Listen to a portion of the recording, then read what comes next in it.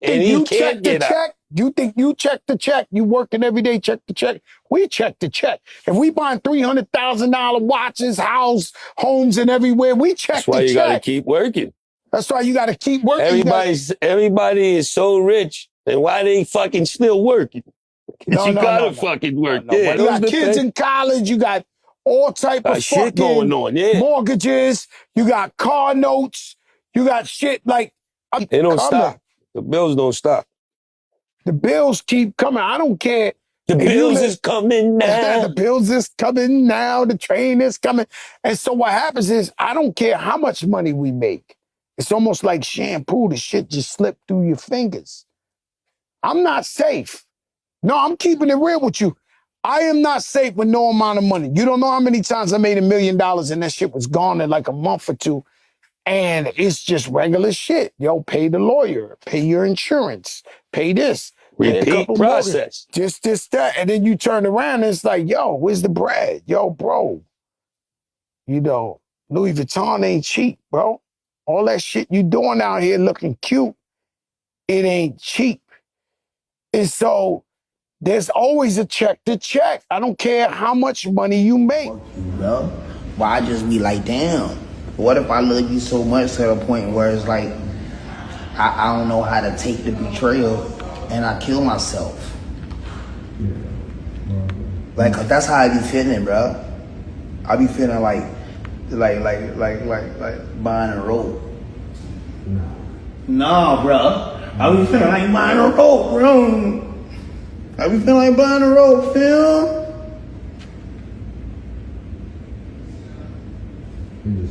I be feeling like buying a rope, bro. I buy a rope, bro. I wanna buy a rope, fam. I'm finna buy a rope, bro. I'm gonna buy a rope. I'm gonna buy a rope, fam. And then I'm gonna tie myself to the rope, bro. I'm gonna tie myself to the rope, bro. This is Mark chapter 8 and verse 36. And it reads, "For what shall it profit a man if he shall gain the whole world and lose his own soul? Or what shall a man give in exchange for a soul?" I want to start off by giving all praise, honor, and glory to Yahweh, Bahashem, Yahweh Shai, Bahashem, Rokah Kodash. Double honors to the apostles and the elders of Great Millstone, who are the elders of Yashar Allah, and a sincere salutation to all you Akim, who are preaching this word and believing this word, and to the Aquas, who are believing this word, and all truth and sincerity. All right, I want to go into a lesson based on the two clips that you just saw. One of Fat Joe and Jadakiss, all right, and the other of Kodak Black. All of these are so-called hip-hop artists, rap artists, all right, and it highlights a very important point in the spirit, all right, and ultimately what we know is that this is not our rest. And see, the curses follow us no matter what tax bracket you exist in. You know, our people have this notion, this idea that, you know, the riches and the fame will somehow make the curses go away. All right. And that's just not the truth. That's just not the reality of the matter. All right. The ultimate rest and riches is the kingdom of heaven. All right. As a matter of fact, let's go here. This is Proverbs chapter 10 and verse 20. And it reads 22, Salakia, Proverbs 10 and 22. "The blessing of the Lord, it maketh rich, and he addeth no sorrow with it." Now, a lot of our people, you know, the young Jakes especially, aspire to be at the level of success that a guy like Kodak Black is at. You know, well-known, you know, rich compared to the average Negro, Latino, or Native American. And he's basically saying that he's having suicidal thoughts. Because what happens is these curses that are on us as a nation of people for a sign and for a wonder, it follows us no matter what tax bracket, no matter what country you reside in. These curses follow you. All right. And this is why our issue as a nation of people is not monetary. If it was, then these Jakes would be the happiest people alive amongst our people. But they end up being a lot of times more stressed out than the average Israelite because they now have to take on the burden of being a rich Israelite compared to the rest of us. All right. And having everybody depend on you. And really what our issue is, our rest is in Yahweh Shema Shai. And our people are running to the money. You know, they're running to Islam. They're running to the conscious community. You know, the men of our nation are running to, you know, land with a bunch of women or drugs to find rest. And ultimately, none of those things will give you rest. You know, we grew up in this society where Esau, the so-called white man, taught us that money will fix all our issues. This is why Jake used to, when they was in high school, go to practice, football practice, they taking it dead serious because they trying to get a scholarship and get out the hood and save the family from the, by going pro. Or Jake is trying to be a rap artist, because we grew up with this idea that money was the problem. And while it is one of the problems, it's a symptom to a disease. And our disease as a nation of people is the disobedience to Yahweh Shema Shai. And the only thing that can cure that restlessness our people feel is returning to the Lord. And we know 2/3 won't do that.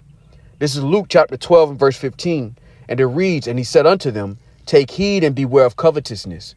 For a man's life consisteth not in the abundance of the things which he possesseth. And we were taught that. We were taught that our status, who we are, especially the men, all right, Negro, Latino, Native American men, we were taught that our identity is tied to our job, how much money we got, how many women we got. That's how we measured value amongst each other when we were in the world. Well, the Lord is saying beware of that, because that creates a culture of covetousness. This is why these rappers, when they get these big checks, where do they go? They go to the hood.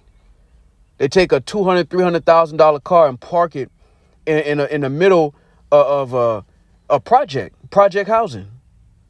People rent is $14 and you pulling up in a $300,000 car just to basically mock them in so many words.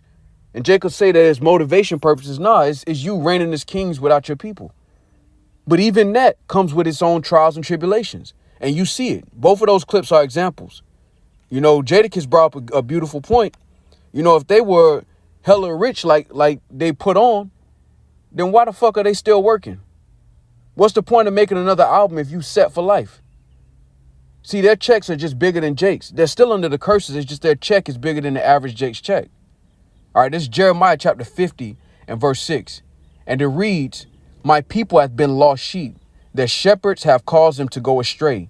They have turned them away on the mountains. They have gone from mountain to hill. They have forgotten their resting place. And a lot of our people, they think that it's going to give them rest. And then they get there and it really has more problems than if they were just without it. And that's the issue that a lot of our people are going through right now, is that they exist in a society that's not built for them. You weren't made to work endless hours for the so-called white man. That's not what you were created for. But our people have forgotten their resting place, because our resting place is with Yahweh Shema Shai. All right, it's not chasing the bag.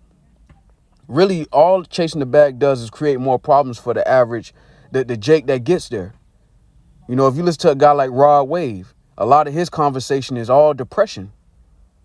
And why is that? Because he's dealing with the fact of being rich amongst a lot of our people who are poor and destitute. All right. And this is the situation. And now ultimately, through the spirit and power of Yahweh Shema Shai, that's why the Lord said this is not our rest. Now, I want to go here real quick. This is 1 Timothy chapter 6 in the GNT. All right. And I'm going to read verse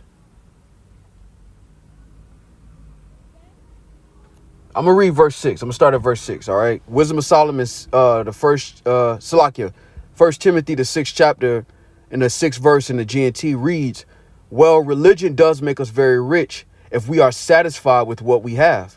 What did we bring into the world? Nothing. What can we take out of the world? Nothing. So then, if we have food and clothes, that should be enough for us.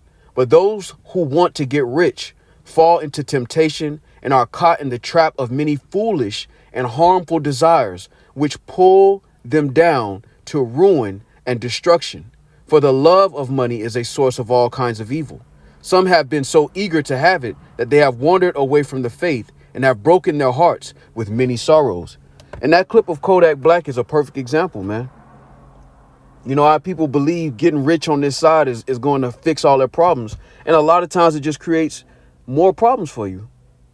Now you're the rich Israelite in a family full of poor people. You paying for bonds. Everybody expects you to pay for every funeral.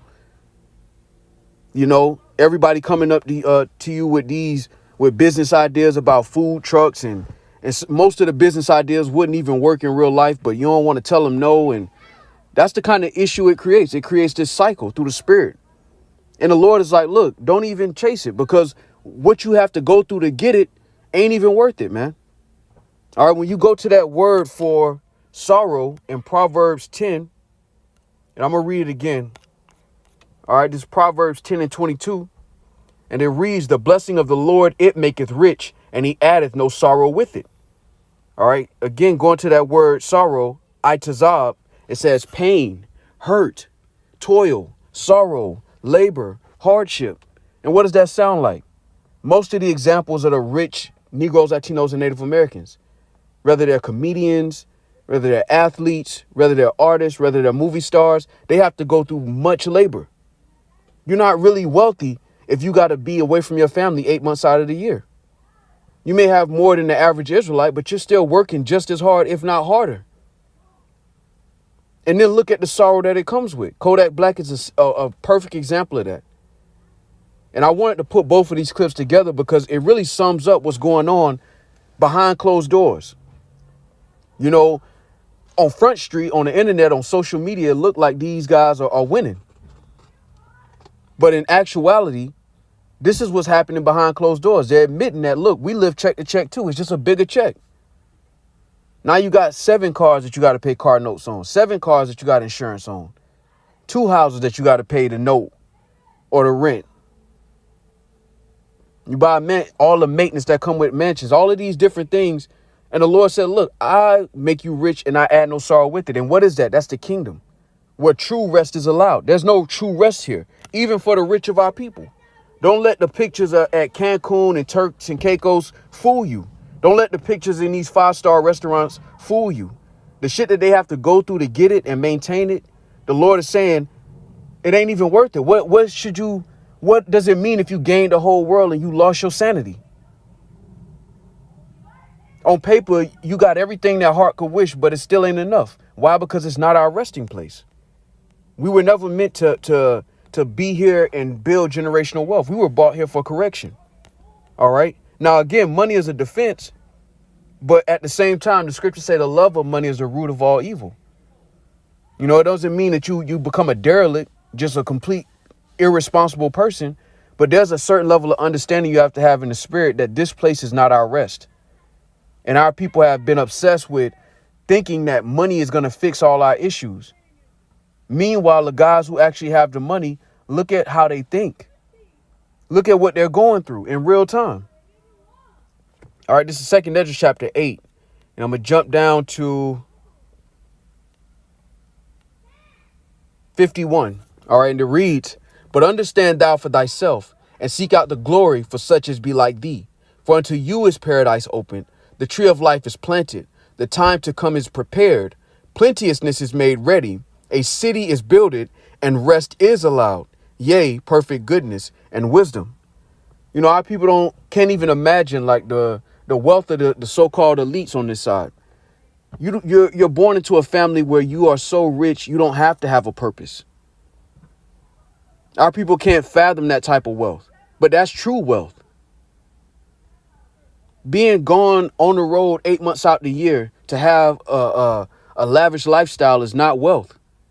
You can call it riches compared to the average Israelite, but it's not true wealth. True wealth is you're born into a family where the money that you need for your entire life is already set up for you. You don't need a purpose. You don't need to work. You don't have to have a passion. You can just exist. And the Lord is saying that's when our rest will be allowed. When the kingdom is translated to us as a nation of people under Yahweh Shai, because it's his kingdom first and foremost. That's when we'll have rest. But on this side, through the spirit, we were brought here for correction. We weren't brought here to have generational wealth and rest. We were brought here to be corrected.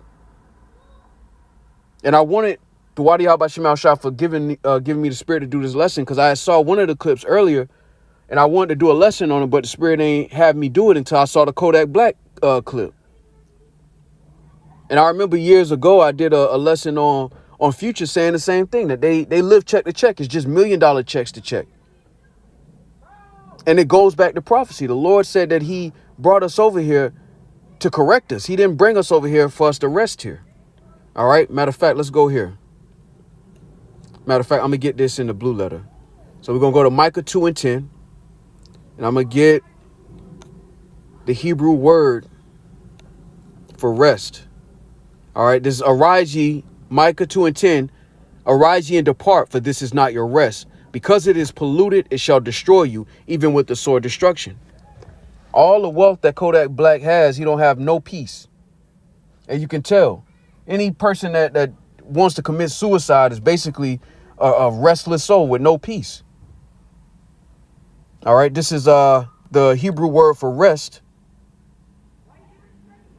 All right. And this manakah, and it says resting place, rest, resting place, rest, quietness. All right. Strong says repose, or adverbially, peacefully, figuratively, consolation. Hence an abode, comfort, ease, quiet, resting, still. Now let's get this word repose. Dictionary says a state of rest, sleep, or tranquility. And look at the rich jakes and how they talk. They don't talk like they're in tranquility, like they're in rest. You know, they brag about not getting any rest. I've been up for 24 hours. I've been up for 2 days chasing this money. That's not real wealth. That's not the blessing of the Lord. I'll say it that way as well. Because the scriptures we just read it. The blessing of the Lord, it maketh rich, and he addeth no sorrow with it, man. So I just wanted to touch those two clips through the spirit and power Yahweh by Shemal Shah. Lord willing, this was edifying with that. I want to give all praise, honor, and glory to Yahweh, Bahashem, Yahweh Shai, Bahashem, Rakah Kodash. Double honors to the apostles and the elders of Great Millstone, who are the elders of Yasher Allah, and a sincere salutation to all you Akim, who are preaching this word and believing this word, and to the Akwath, who are believing this word in all truth and in sincerity. Shalom.